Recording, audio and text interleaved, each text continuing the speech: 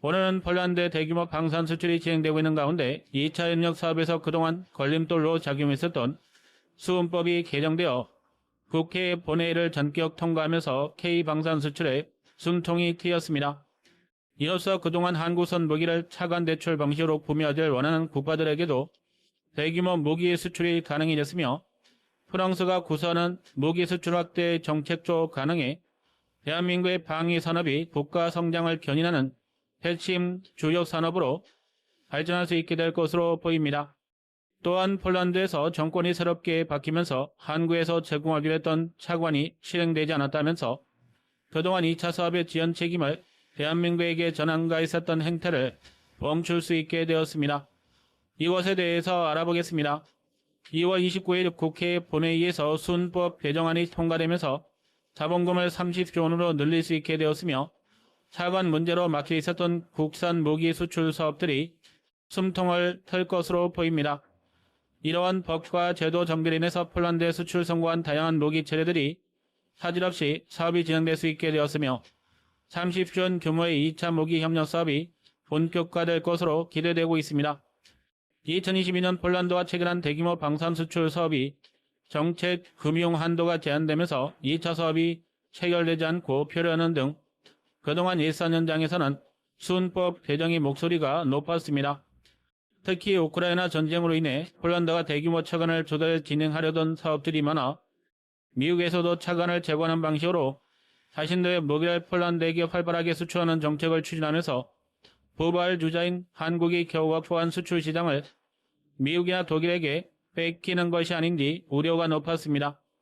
실제 작년 10월 새롭게 들어온 폴란드 정부는 독일과 친한 인사들이 많은 것으로 알려졌으며 이전부터 한국보다는 독일과 협력해 무기를 도입해야 한다고 목소리를 높였던 상황입니다. 폴란드에서 새롭게 들어온 정권은 이전 정권에서 빠르게 추진한 한국산 무기 사업을 눈엣 가시로 생각했지만 이유 없이 중단할 수 없었기 때문에 꼬투리를 잡기 위해서 사업 진행을 멈추고 제대로 계약이 되었는지를 검토한다고 밝히면서 사업 속도를 늦출 것임을 밝히기도 했습니다. 그러면서 올 초부터 한국에서 제공하기로 했던 대규모 차관 대출 약속을 지키지 않는다면서 이를 핑계로 사업 파기를 추진한다는 의혹을 받기도 했습니다. 폴란드 내에서 정권이 바뀌면서 차관 대출을 문제 삼자 한국에서 무기 도입을 진두지휘했었던 부하시차크 전 국방부 장관은 트위터를 통해 연일 새 정권을 맹비난하면서 한국과 협상에 사업을 빠르게 추진하라고 압박을 가하기도 했습니다. 그러면서 양국이 협의하면 한꺼번에 차관을 대출받지 않아도 다른 방안으로 사업을 진행할 수 있다며 새 정부가 계약 파기를 위해서 술수를 부리고 있다고 비판하기도 했습니다. 폴란드는 한국이 제공하기로 했던 대규모 차관이 한꺼번에 진행되려면 4월 선거 이후에나 법 개정이 가능할 것으로 보고 상반기 중에 조사를 마쳐 계약 파기를 위한 구실로 삼으려 했던 계획이었습니다. 그러나 예상과는 달리 선거가 코앞인 상황에서 한국 국회가 수은법을 통과시키면서 빠르게 차관 대출 장벽을 걷어내자 폴란드에서는 이를 거부할 명분이 사라졌다는 분석입니다.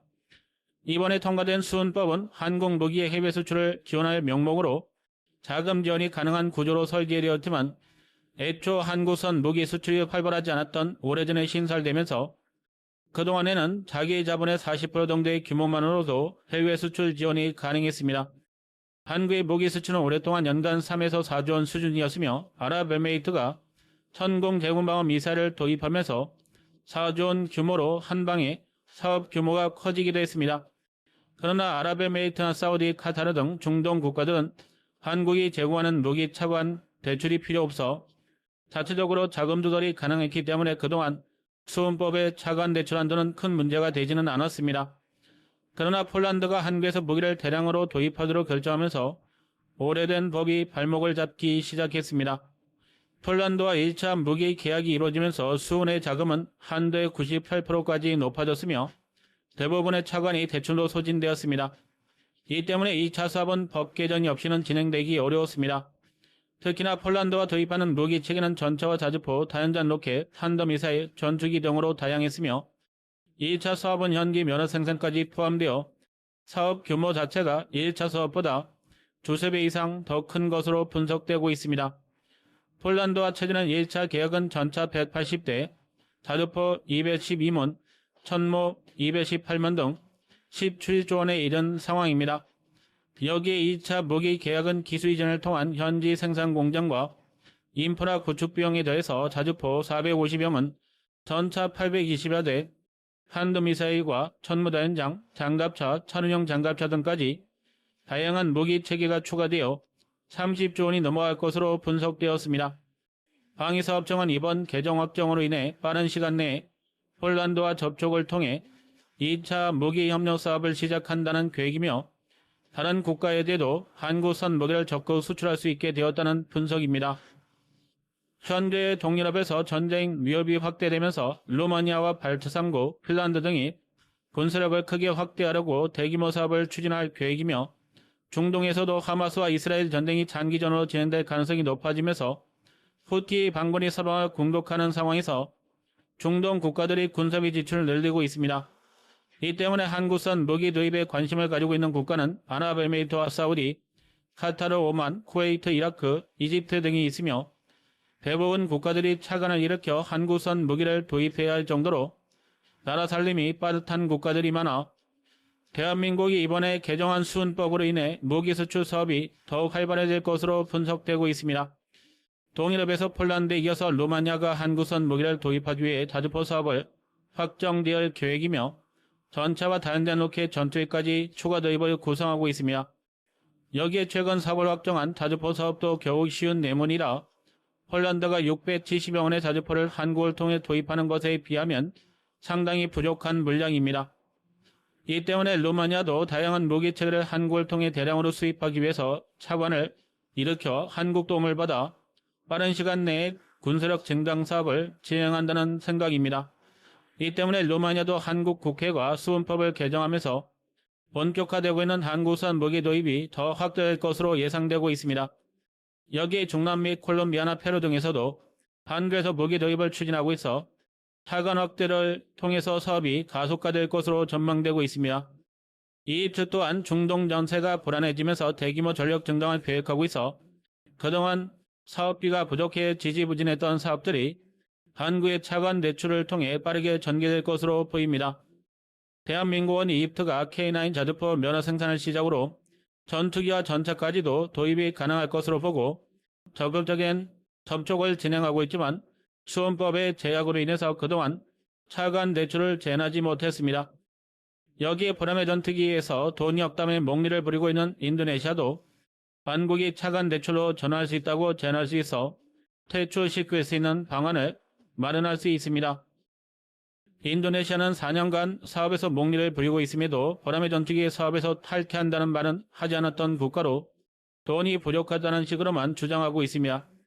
그러나 한국에서 차관 대출이 가능하다고 역제안하면 그들이 주장하는 논리를 무너뜨릴 수 있으며 돈이 없다는 핑계를 댈 수 없게 만들 수 있으며 이를 통해 퇴출시킬 수도 있습니다. 인도네시아는 최근 대통령 선거가 끝났음에도 불함의 전투기에 대한 어떠한 주장도 나오지 않고 있어 프라보 입장에서도 이러지도 저러지도 못하고 있는 것으로 보입니다.